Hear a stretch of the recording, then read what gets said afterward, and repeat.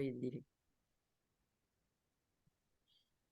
Buenas tardes, buenos días, buenas noches, de acuerdo al lugar en el cual nos estén mirando.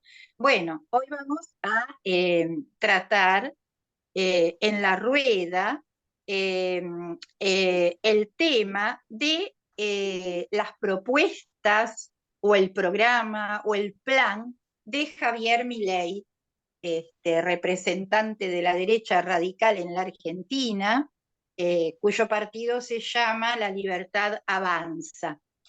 Ya hemos tomado un programa para conversar, digamos, sobre este tema, que lo pueden encontrar en YouTube, está subido al sitio de YouTube de Luisa Aded, con H. Y bueno, les cuento un poquito que en el programa anterior conversamos de dónde provienen las palabras libertario y anarcocapitalismo, tan ligadas, digamos, a este personaje, y cómo terminaron esas concepciones en la actualidad. Eh, También Walter desarrolló el concepto de liberalismo en las monarquías absolutistas y que nada tiene que ver con las propuestas actuales. Y cómo estas palabras se van vaciando de significado en la actualidad. Nos decía Walter, nadie es lo que dice ser. Entonces tenemos que profundizar un poquito más, hilar un poquito más fino y ver realmente qué hay atrás de todas estas palabras, de estas propuestas y de estas imágenes que se construyen. También conversamos sobre quienes integran este partido de la Libertad Avanza. Allí está Victoria Villarroel, que es un personaje que reivindica el accionar de las Fuerzas Armadas en la dictadura militar argentina, que masacró a 30.000 personas. Marra, otro personaje proveniente de la ex UCD cercano a Massa y a Lavagna también en su momento, y Maslastón también, que ha sido miembro de la UCD, Unión de Centro Democrático, para los que nos escuchan desde otros lugares, un partido conservador liderado por el ya fallecido Alzo Garay. Bueno, también se habló un poquito sobre cómo se ha construido alrededor de Javier Milei toda una imagen y cómo explota el sentimiento de rebeldía de la juventud.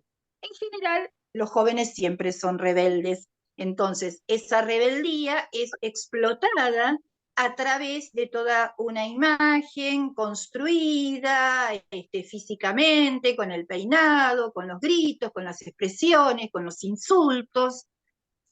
Y por otro lado, el papel que los medios de comunicación le dan a estas propuestas, digamos, y el espacio que le dan a estas propuestas.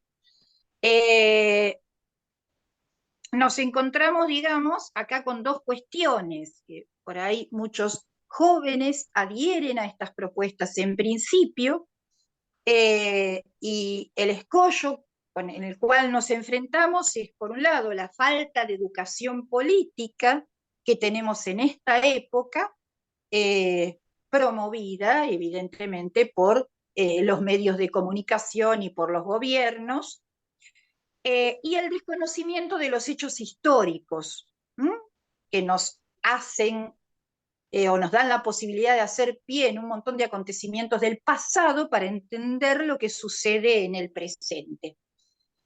Pero bueno, esto es un poquito lo que estuvimos conversando hasta ahora y nos quedó pendiente, digamos, tema que ahora nos interesaría que Walter desarrollara. ¿Cuáles son las propuestas políticas de Javier Milei? ¿Qué es lo que propone? Por lo menos en palabras, ¿qué es lo que propone? Luego, sabemos que estos partidos de derecha radical A veces dicen una cosa y hacen otra, y van virando hacia un lado, hacia el otro, porque su ambición es también hacer coaliciones para llegar al poder, ya sea el poder legislativo, el Congreso o al gobierno directamente. Y para eso van virando para un lado y para el otro. Así que, bueno, si Walter nos quiere conversar específicamente sobre este tema que nos quedó pendiente, sería muy interesante, porque estamos cercanos a las elecciones. En agosto van a estar las PASO, y luego en octubre tenemos las elecciones generales. Así que bueno, va a ser interesante empezar a conocer por lo menos estas propuestas el día de hoy. Para las PASO está muy bien ubicado. Ajá. Exacto. Bueno, Según las encuestas. ajá. Bueno, entonces con mayor motivo vamos a tratar de explicar, de comentar cuáles son esas propuestas, porque estoy segura que muchos de los que adhieren a este personaje no las conocen y Así es. no conocen el trasfondo que hay en las propuestas. Así que Walter, si querés comentarnos esto, te vamos a agradecer. Mira, justo vos, Lili, le diste en la tecla.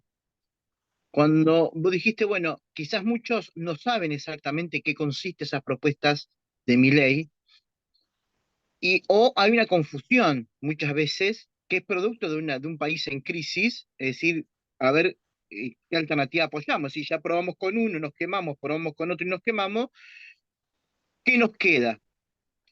Eh, yo creo que este programa es muy atinado, porque cuando vos te presentás a elecciones, tenés tú una serie de requisitos para presentarte en la justicia electoral. Uno de los requisitos es que vos tenés que presentar tu plataforma de gobierno, es decir, tenés que presentar tus propuestas, el cómo gobernarías. Y esto es lo importante, porque como vos también muy bien dijiste, Liliana, una cosa es lo que se dice y otra cosa es lo que efectivamente se hace o lo que efectivamente se pone por escrito. Y el partido de Milei, hace ya unas 2 semanas, 2 o 3 semanas atrás, presentó frente a la justicia electoral sus propuestas por escrito.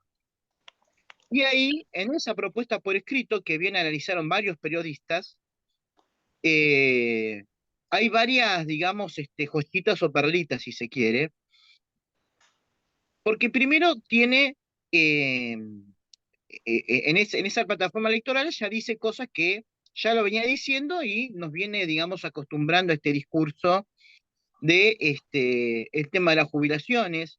Aquel que no aportó jubilación hay que sacársela.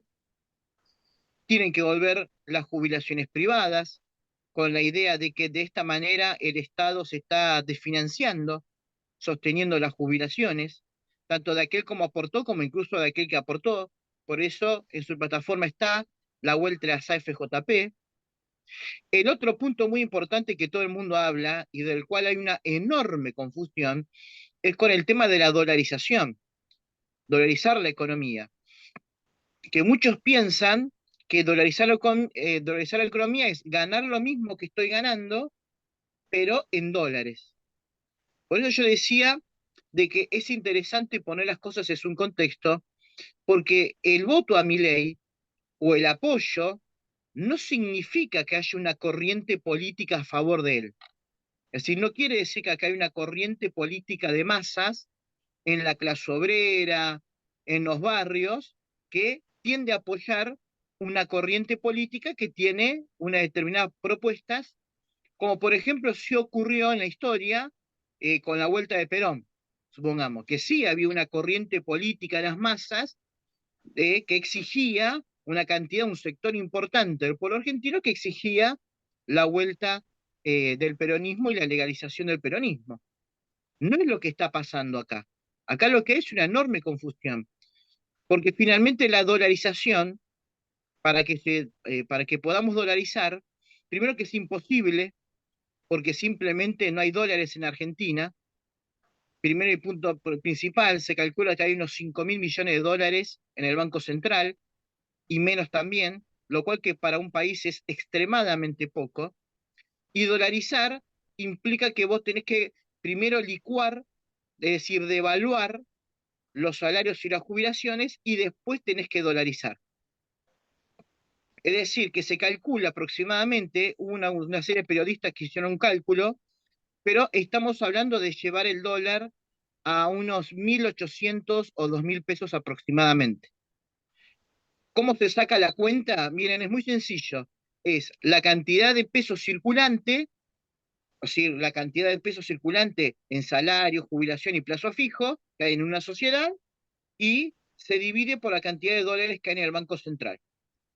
Así vos sacás cuánto tendría que ser el valor en caso de una dolarización. Y el dólar se dispararía a unos 2.000 y pico, otros dicen 1.500, 1.800 aproximadamente. Y después nos tiene acostumbrado a esto de eliminar la ESI, es decir, la educación sexual integral en las escuelas, donde, bueno, este personaje reaccionario dice que es todo un lavado de cerebro de las corrientes feministas hacia nuestros hijos, y después tiene obviamente la idea de erradicar las escuelas públicas con el sistema de voucher, la famosa propuesta de voucher, una propuesta que hemos escuchado ya varias veces en este país. Él no es el primero que lo hace, y el sistema de vouchers es muy sencillo, es dar un cheque al padre y que los padres le entreguen ese cheque a la escuela que ellos elijan. Entonces, con esa idea, las escuelas competirían entre sí para ver quién da el mejor servicio. Porque entonces, si muchos padres eligen esa misma escuela, muchos cheques y muchos fondos van a confluir sobre esa escuela. Y la escuela que dé el menor servicio dentro del imaginario de esta gente va a ser la escuela que finalmente va a cerrar porque no va a tener estos vouchers, no va a tener estos cheques. Con la idea de que cada padre elija la mejor escuela o elija la educación que quiere para sus hijos. Pero la reforma, y obviamente está la famosa reforma laboral, que dicho sea de paso, no es solamente Milei el que lo propone, sino que lo proponen varios sectores.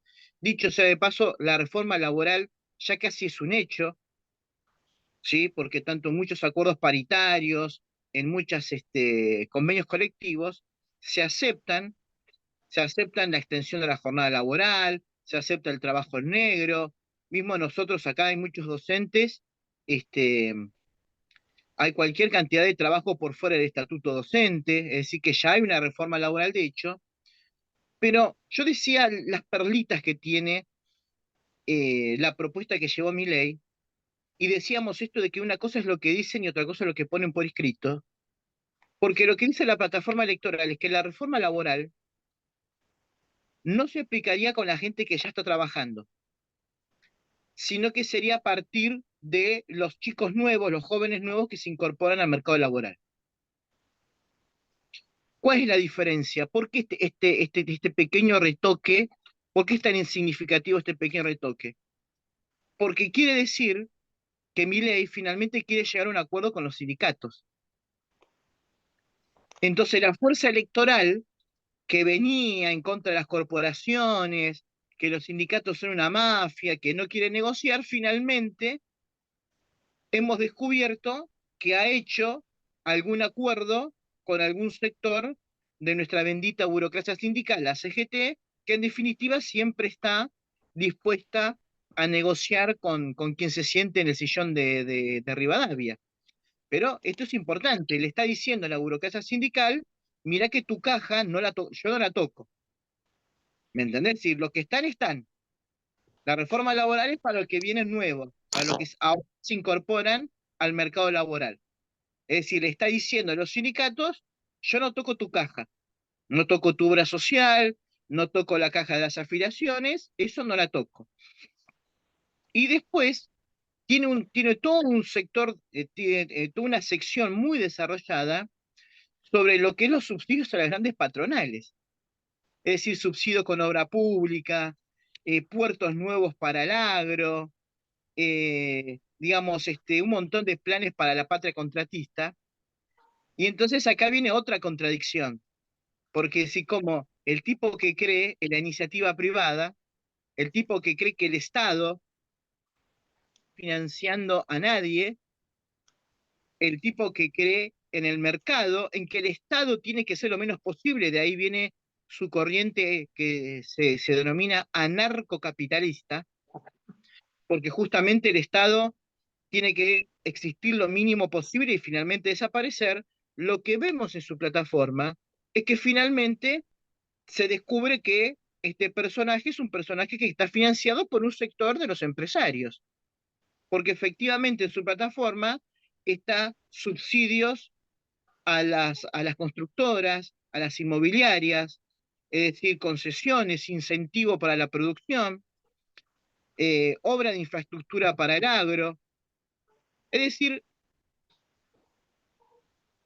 toda una montaña de subsidios para el gran capital. Es lo que él llama el famoso capitalismo prebendario, a la cual él venía, digamos, a acabar. Es decir, todo ese supuesto déficit que él viene a acabar de un estado deficitario porque gasta mucho, finalmente lo que se ve es que su estado también va a gastar mucho, pero va a gastar no para sostener a los pobres, sino que va a sostener a los ricos. Es decir, se repite esta fórmula de alguien que es un león contra los jubilados, contra los desocupados, pero es un gatito manso con respecto a los ricos. Y esto es importante ver esta contradicción entre lo que propone y lo que finalmente va a hacer para gobernar. Es muy importante porque con esto nosotros, esta idea que nosotros decíamos que nadie es quien dice ser. Eh, no, finalmente nadie es quien dice ser, porque finalmente entonces lo que se demuestra es que acá Milei es parte de todo este entramado de un sector de los empresarios que sigue viviendo de los recursos del Estado, como lo han demostrado los cuadernos que le descubrieron a los empresarios vinculados con Cristina Kirchner. Es decir, seguir con esta rueda de empresarios que viven de la deuda pública. Ahora, yo decía esto de que para mí es importante desenmascarar a esta gente, porque, por ejemplo, yo esto le quiero darle una pequeña sección especial, porque finalmente terminan siendo estafadores. Y es lo que pasa con la jubilación.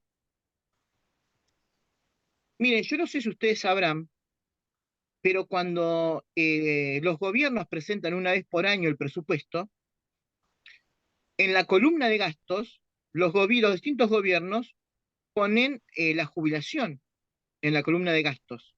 Entonces, claro, vos ves la columna de gastos y está la UH, los planes sociales, y ves la jubilación y la columna de gastos se agranda. Pero en realidad, esto está mal. ¿Saben quién fue el primer ministro de Economía que puso en la columna de gastos a las jubilaciones? Martínez de Oz. ¿Y por qué digo está mal? Porque la guita de los jubilados es plata de los jubilados y de los futuros que se van a jubilar y no es plata del Estado. Es decir, no es plata de Alberto Fernández. Entonces, si no es tu plata, ¿por qué la pones como plata del Estado en la guita? Si no es el Estado el que me está pagando la jubilación. Cuando uno trabaja y ve su recibo de sueldo, va a haber jubilación 11%, que es el aporte que vos haces durante 30 años de servicio, más los aportes que hace tu patronal, y después de 30 años de servicio es lo que efectivamente es lo que se te devuelve. Y como nuestro sistema es solidario, después cuando se gasta eso, el trabajador nuevo le termina pagando una parte al trabajador que ya está jubilado, porque nuestro sistema se dice es solidario. Pero cuando vos te jubilás, te están devolviendo la plata esa que te sacaron, ese famoso 11%. Es decir, eso es lo que te están devolviendo. Entonces, no es guita del Estado. Yo os quiero señalar esto para que se vea el nivel de estafa ideológica de esta gente. Porque tienen el tupé de decir que el jubilado es un gasto del Estado. Cuando la caja del ANSES, o la caja, por ejemplo, nuestra, yo soy un empleado del Estado, soy docente, nosotros le decimos el IPS, el Instituto Provisional Social, es la plata donde va, es una caja donde va la jubilación, ese famoso 16% que aportamos los docentes, va a lo que se llama el IPS. No es guita de Kicillof, es plata del IPS. Cuando yo me jubile, me van a devolver esa plata que durante 30 años de servicio uno fue poniendo uno tras otro. No es guita del Estado. Por lo tanto, yo quiero señalar esto, esta cosa de que una cosa es lo que ellos dicen, que son liberales, que quieren la libertad de individuo, que quieren que el Estado no prima al ser humano y los ideales de la libertad. Y otra cosa muy distinta es lo que efectivamente representan o ponen por escrito. Por ejemplo, de Milei, igual que Bolsonaro, tiene el famoso discurso de que ellos van en contra del marxismo cultural, la famosa batalla cultural. ¿Y qué es el marxismo cultural? Finalmente es un nada, es un algo tan amplio que te permite golpear la ESI en las escuelas, donde su plataforma dice abiertamente que hay que terminar con la ESI, te permite golpear las universidades, te permite golpear los medios masivos de comunicación y todo lo que sea libertad de expresión. Es decir, que lo que llamamos marxismo, lo que ellos llaman marxismo cultural o la batalla cultural es lisa y llanamente un planteo fascistoide. Es decir, no tiene nada que ver con las propuestas liberales, sino que es un planteo abiertamente fascistoide. Y por eso nosotros volvemos a decir lo que habíamos dicho hace ya varios programas atrás, de que en esta época nadie es quien dice ser. Ahora, nosotros no debemos confundirnos. Que haya un voto a Milei, como efectivamente dijo Cleia, que es correcto, que gran parte de las encuestas le dan que Milei está muy por delante, incluso puede ser que crezca a medida de que el descalabro económico avance, pero no quiere decir que eso sea un apoyo a las ideas de Milei, sino que estamos ante un escenario de enorme confusión, de enorme frustración, y lo demuestra el hecho de que en las mismas encuestas y en las elecciones que ha habido, por ejemplo en el norte, el partido de Milei como partido pierde, pero él como persona, él como individuo, gana. ¿Se ve la diferencia? O sea, el partido de Milei como partido no gana nada. Está quinto, sexto lugar en Salta, por ejemplo. Pero su figura, su persona, sí, en la misma provincia, Salta, está en primero o segundo puesto. ¿Se entiende? ¿Sí? ¿Qué quiere decir esto?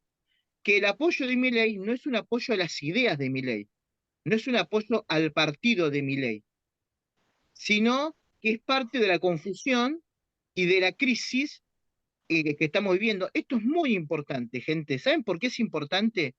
Porque no es tanta la fuerza de su corriente política, sino que es la debilidad de los otros. ¿Se entiende?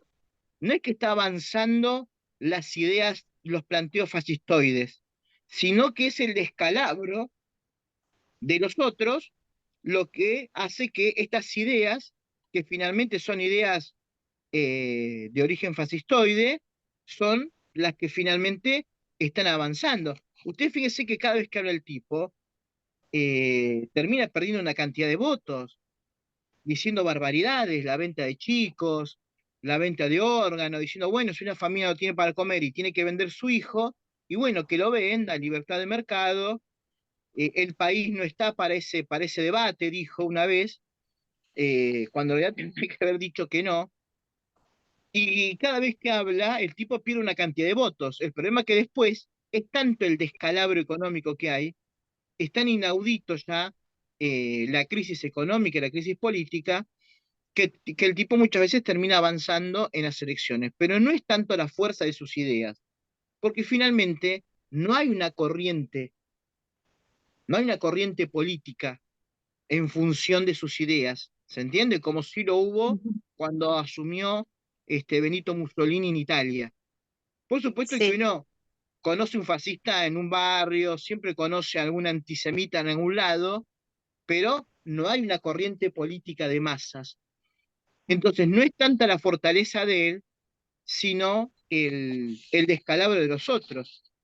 Porque aparte finalmente, como vos bien dijiste, en su lista está llena de procesistas. Es decir, está llena de gente que directamente niega a los desaparecidos, que reivindica la última dictadura militar. Te faltó mencionar uno, Lili, María Fernanda Araujo, que es una dirigente del partido NOS. El partido NOS es el partido del Centurión, sí, Gómez Centurión, que no sé si ustedes recordarán, pero Centurión se reivindica por ser un combatiente de las Malvinas, pero también por ser un cara pintada. Sí que fue partícipe en los alzamientos contra Alfonsín, y ese es el levantamiento que logró la famosa ley de obediencia debida. Es decir, que los mandos subalternos, como coroneles, tenientes, etcétera, obedecían órdenes de sus generales. Y con esta ley, tipos como Aldo Rico y Gómez Centurión salieron libres. Es decir, que finalmente su lista de la libertad está llena de tipos vinculados a la dictadura militar. Por eso, como Sí. habíamos dicho en el programa, nadie es quien dice ser en esta época. Bueno, me parece bárbaro, perfecto que vayas aclarando todas estas cuestiones, porque yo creo que, en definitiva, el que impulsivamente, sobre todo los jóvenes, apoyan estas cuestiones o este tipo, las desconocen. Pero acá hay dos cosas muy para rescatar de lo que dijiste. Esto de la patria contratista. Todos los políticos viven del Estado, es decir, aspiran a llegar al poder para vivir del Estado. ¿Por qué? Porque desde el del negocio público es de donde se extraen las coimas, los sobreprecios, etcétera. A ver, muchos ejemplos. Vos diste el ejemplo de Santa Cruz, pero por ejemplo en el partido de Vicente López es la tercera vez que cambian las veredas cuando se jubila un médico y no lo reponen al cardiólogo de la salita, porque a ver, para que la gente entienda, nadie puede meter la mano en la lata contratando un médico por un sueldo fijo, que encima es un sueldo bajo, pero sí en todas esas empresas que contribuyen con las baldosas, con el arbolito que pusieron después de talar los otros arbolitos, con el cemento y demás, se facturan, hay sobreprecios, hay coimas, etcétera, etcétera. O sea que los anticastas también van a vivir de la casta política. No olvidemos que este señor Milei es discípulo y empleado de Urlequian, que es el de Argentina 2000, el de los aeropuertos, y las obras que proponen tienen relación y tienen que ver con esto. A ver, no es más que otro partido patronal con su ingrediente fascista.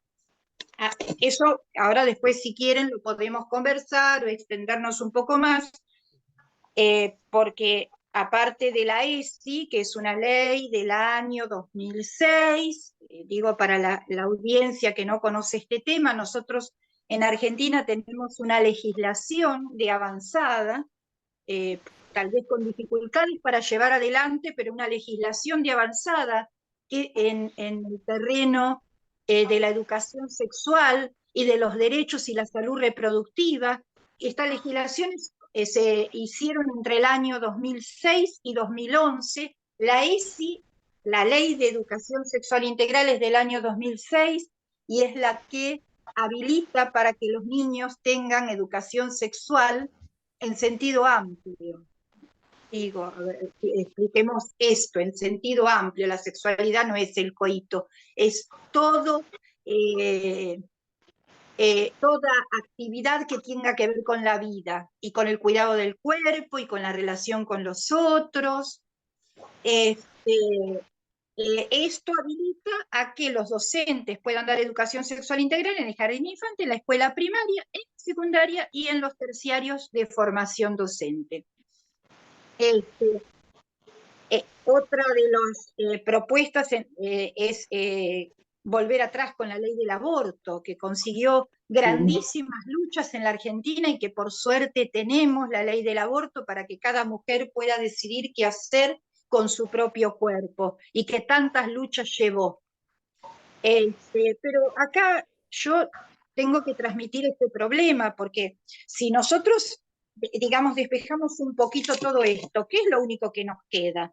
Nos queda el sentimiento de rebeldía de la juventud explotado por un tipo que lo único que hacen es marketing y propaganda política y que tiene muy buenos asesores.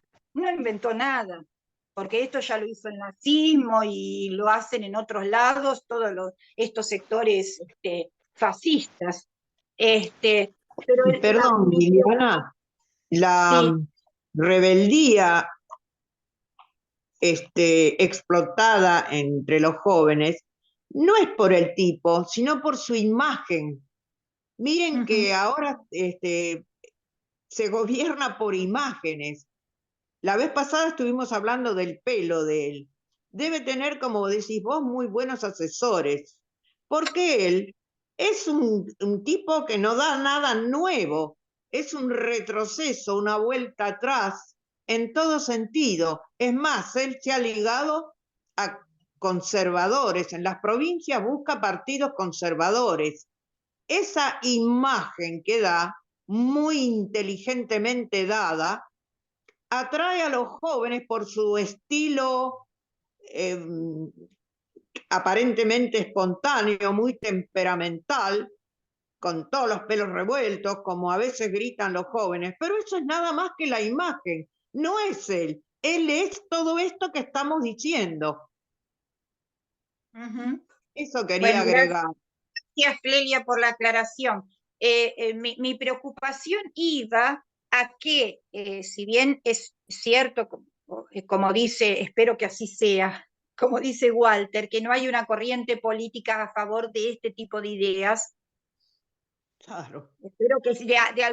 espero que así sea. Con el voto, cuando se entrega el voto, se entrega el destino de los trabajadores por 4 años. Eso ya lo hemos vivido reiteradas veces. Se entrega el salario, el trabajo, las jubilaciones.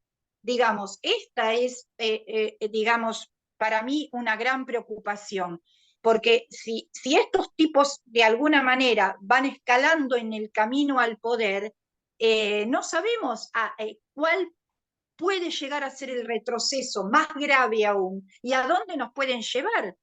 Yo siempre pienso, no sé si esto, pero digo, tanto estos como otros sectores también. Hemos tenido a Macri totalmente alineado con Estados Unidos, queriendo formar parte del primer mundo, entre comillas, digamos, eso era lo que decía, nos entregó con la deuda, pero hasta son capaces de mandar tropas a apoyar a la OTAN en la guerra en la guerra de Ucrania, digamos, porque está el servilismo que tienen, digamos, que no sabemos, una vez que se entregó el voto y ellos durante 4 años pueden hacer lo que quieren, tienen el poder para hacer lo que quieren y no sabemos a dónde se puede llegar. Bueno, en realidad, por experiencias anteriores sí sabemos, porque a partir de las anteriores experiencias estamos en el estado en que estamos en este país, con jubilaciones de miseria, con todos los jóvenes flexibilizados, que ya lo están flexibilizados, es simplemente poner en la ley lo que ya existe, con dificultades en la salud, con dificultades en la educación. Bueno, digamos, ya sabemos lo que significa, a ver, votar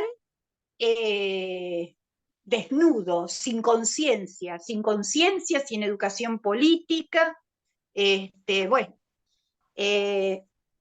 no sé, a ver si Luisa o Clelia quieren agregar algo más con respecto a esto que venimos conversando hoy. Bueno, miren, Sí, yo mientras ustedes hablaban de este personaje, la verdad que me preocupa mucho. Se me cruzó varias veces por mi cabeza la palabra peligro, ¿no? Peligro. Y otra vez digo, otra vez tropezar con la misma piedra, nuestra sociedad, nuestro país, nuestra gente, nosotros. Y como dice Walter, porque no hay opción, la debilidad de los otros hace que nos pongamos a mirar a semejante figura. Y a mí me sigue preocupando, por supuesto, la educación y todo lo que dice y las aberraciones que propone.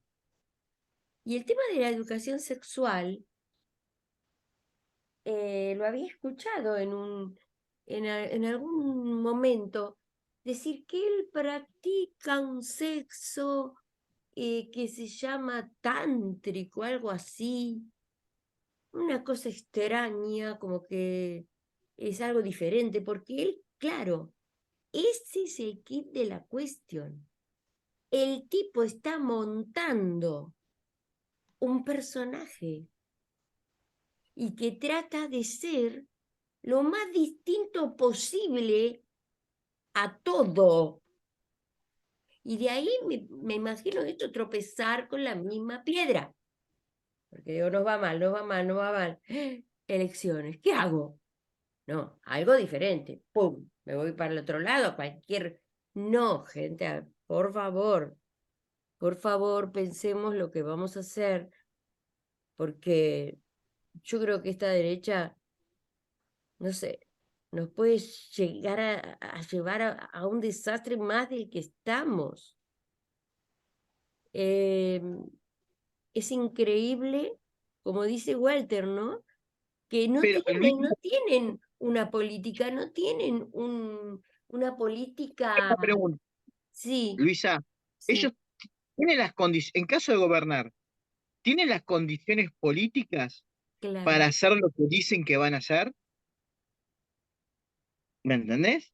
Pero Es Walter, decir, tienen el apoyo, pero escúchame, vos pones así, decís mi ley, todos los medios, pero todos, ¿eh? Lo primero que te sale, mi ley donó su dieta, mi ley donó, y vos pones, ¿quién salió sorteado? Ponele que Juan Pérez salió y todavía lo están buscando, o sea, toda mentira. ¿Cómo le podemos creer a un tipo así? Es Terrible. interesante, Luisa, esto que vos decís de la imagen, de montar un personaje, de tratar de ser, ¿Viste? verse diferente a todos. Yo creo que todo esto está muy bien asesorado y muy bien Claro. construido por asesores y los medios masivos, las redes sociales y demás. ¿Y sabés lo Y que me da cuando más miedo a mí? Que es joven, que es joven. Entonces, como que la gente está cansada de, bueno, las personas que ya están grandes, que ya están más para cuarteles de invierno, ponele que yo me postule, que me va a votar hoy. Y no puedo ni caminar. No, el tipo es joven, usa los pelitos así para arriba.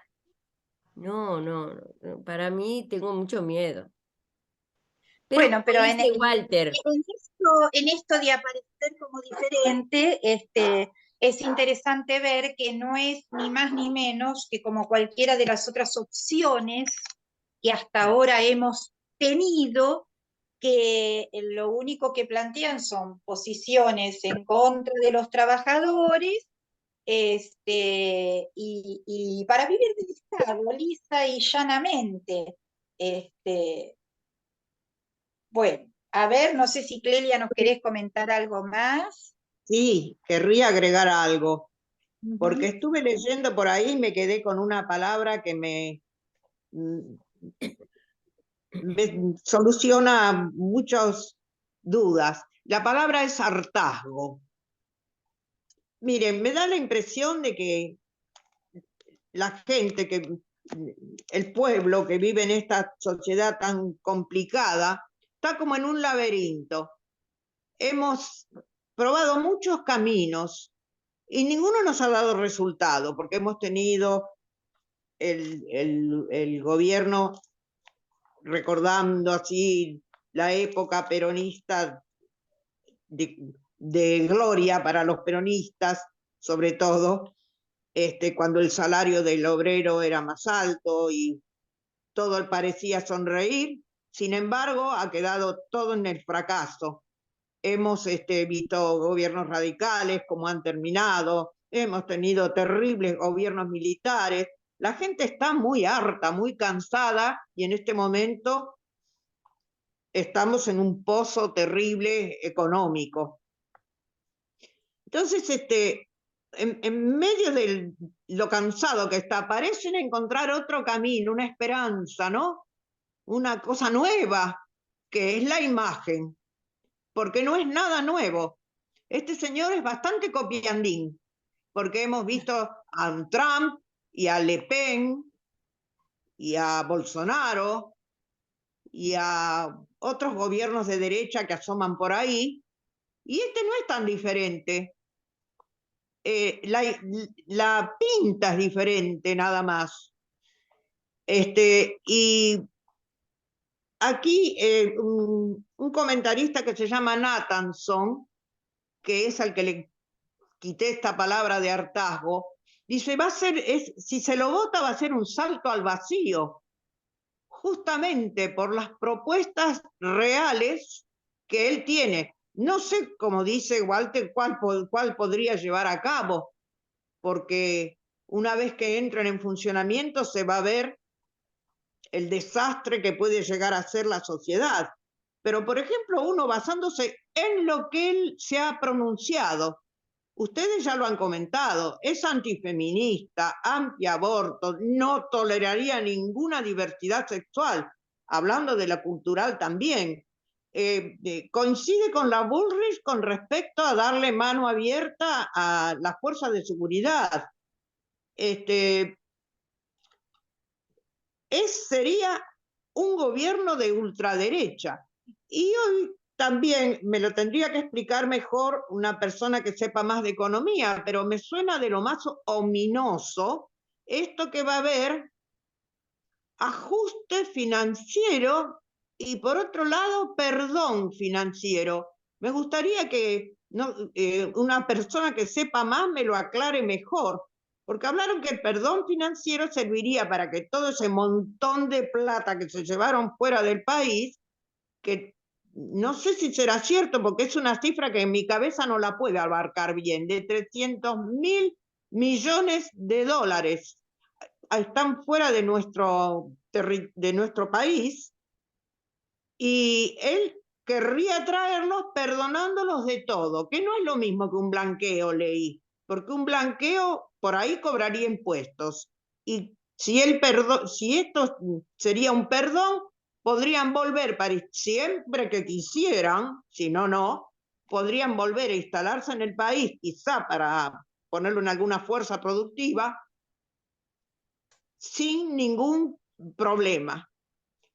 Y en cuanto al ajuste, bueno, siempre se ajusta por el mismo lado, no lo ajustan con las empresas, por ahí ajustan en educación, que ya lo tiene pensado Milei, porque sería una cosa que se compra y se venda como cualquier mercancía, con los vouchers esos, y en salud, que sería también, bueno, el que quiera salud que se la pague, que en este momento ha colapsado todo el sistema de prepagas porque son terriblemente caras y la gente ha ido nuevamente a los hospitales públicos, que le falta de todo. Acá el de Vicente López, que es donde yo vivo, está pintadito, que es un contento, pintado, limpito, da gusto verlo. Pero los turnos son a 2 o 3 meses porque faltan médicos. Si te dan una silla de ruedas, como me dieron una a mí el otro día, le faltan las pieceras y están todas derrengadas. Es decir, la parte verdadera no funciona. O funciona mal. Debería funcionar mejor. No tenemos que perder el sistema de salud que tenemos, que fue creado pensando en la población realmente. Y seguro que por ahí ajustarían. Decirlo ahora no sé si estaría muy bien, eso no lo van a decir. Bueno, Clelia, ¿algo más? me hubiera gustado, me gustaría leer un trocito que Sí, tengo te aquí, escucho. que me llamó la atención, como colofón de lo que sería la subida al gobierno de esta gente, porque ya vimos que no está solo. Tiene lo peor que encontró por ahí, se lo puso al lado. Y dice así, que este Milei está surgido de las entrañas mismas del capitalismo contemporáneo. Milei es el emergente más visible del hartazgo de una cantidad creciente de argentinos con el rumbo del país y con la política, con una crisis que no termina de estallar, pero que igual va destruyendo lentamente la trama social a su paso. Hoy parece más proclive que nunca a ensayar un salto al vacío. Esto no es mío, pero me llamó la atención la manera de expresarlo, que es medio apocalíptica, ¿no?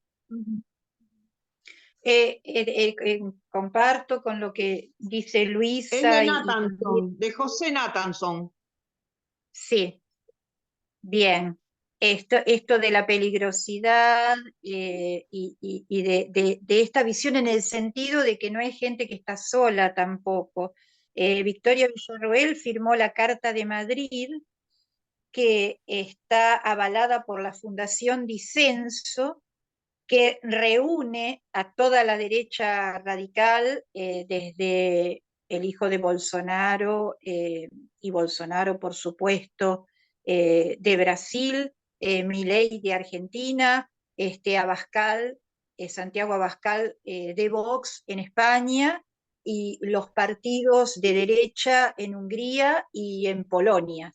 Están organizados. La última reunión que hicieron, hay muchas otras reuniones, si quieren para otros programas las busco, las reuniones en las cuales se junta la derecha radical.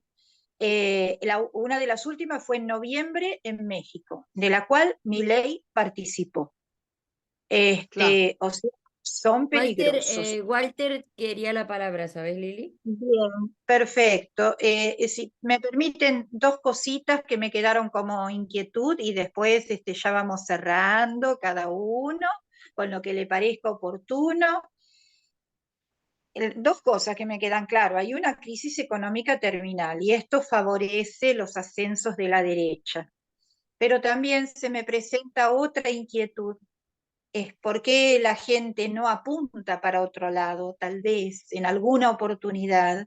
Y aquí me siento, digamos, con en la obligación de decir de esto de la debilidad o la división que a veces se presenta en las izquierdas en los distintos países.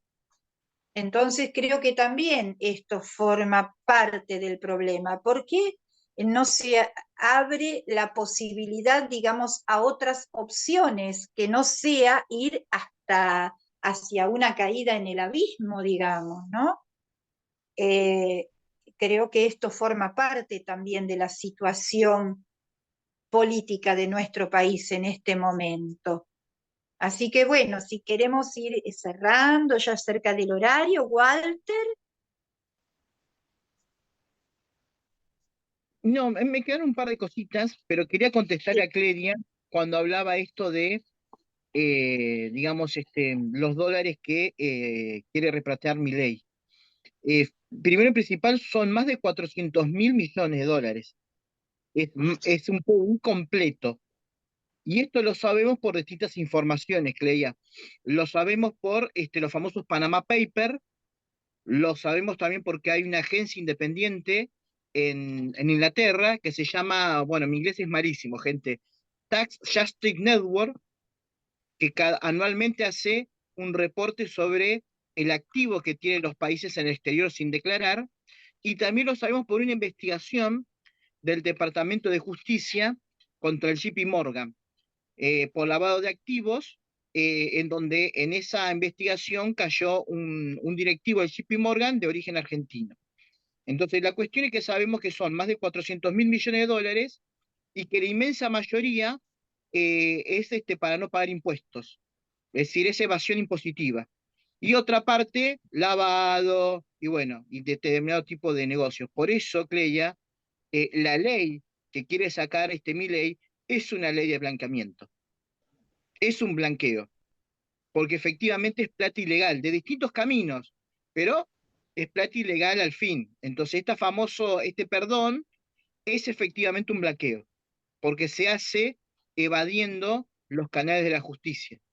Bueno, aclarando esto, hay un libro que yo quiero recomendar de un autor, Pablo Stefafoni, Stefafoni, que yo lamentablemente lo quise invitar, pero bueno, no podía venir, y tiene un libro que se llama La rebeldía se volvió de derecha, como signo de pregunta, de la editorial Siglo XXI. Dice, bueno, cómo el antiprogresismo y la anticorrección política están construyendo un nuevo sentido común y por qué la izquierda debería tomarlos de en serio. Bueno, quizás en algún momento podremos llegar a invitarlo, pero yo creo que es una pregunta, sí, Cleia. Pero creo que es una pregunta que tendríamos que hacernos.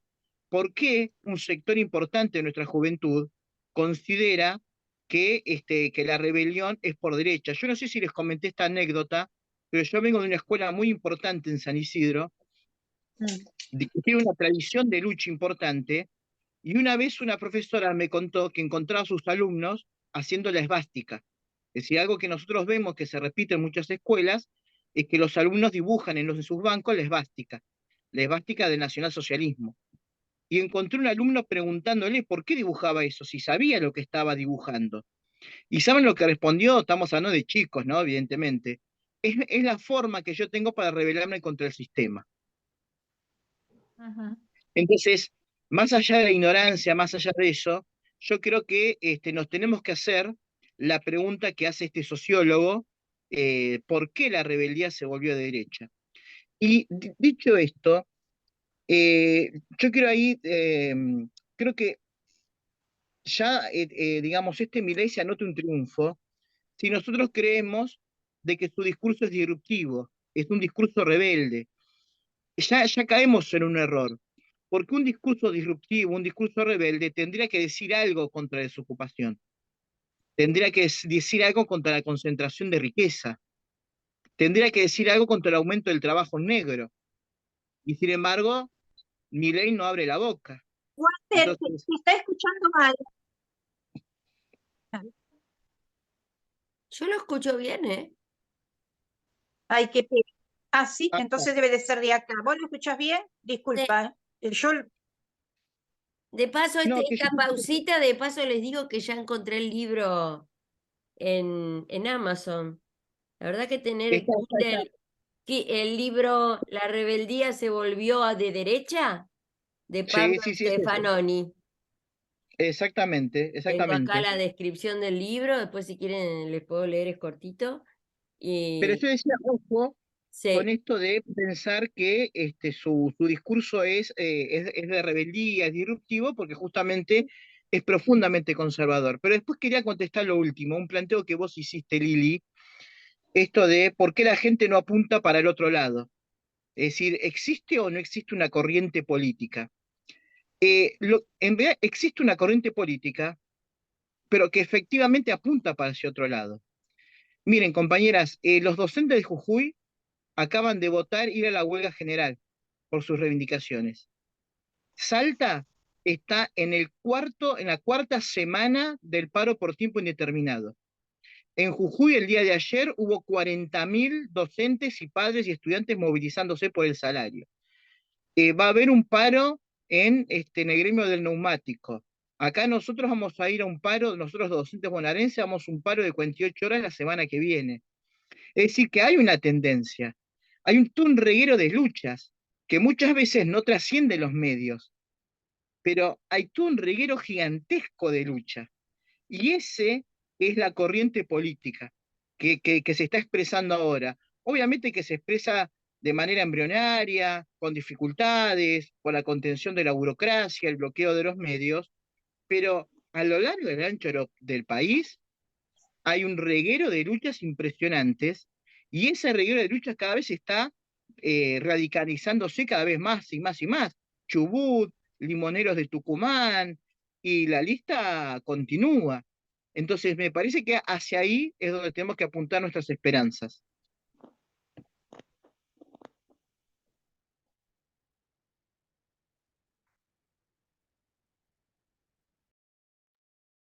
Perdón, ahora estoy escuchando un poquito mejor porque con anterioridad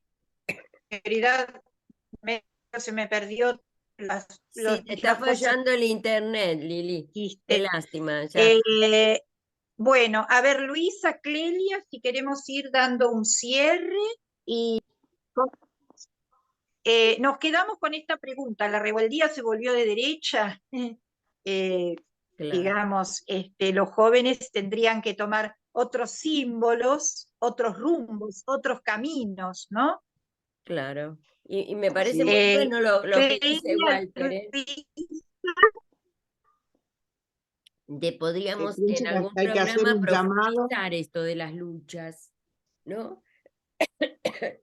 Ir más específico a las luchas, invitar a los compañeros, a las compañeras que nos expliquen, ¿no? Qué situaciones pueden mejorar o qué están consiguiendo. Está muy bueno eso, ¿eh? Poder visibilizar estas luchas. Por mí nada más, porque ya tengo tos. Sí. Llegamos ahí al final del programa. Toma un vasito de agua, Luisa. Bueno, Clelia, ¿te escuchamos? ¿Me escuchan? Sí, ahí sí. Ahora estoy mejor porque cerré la cámara. Bien.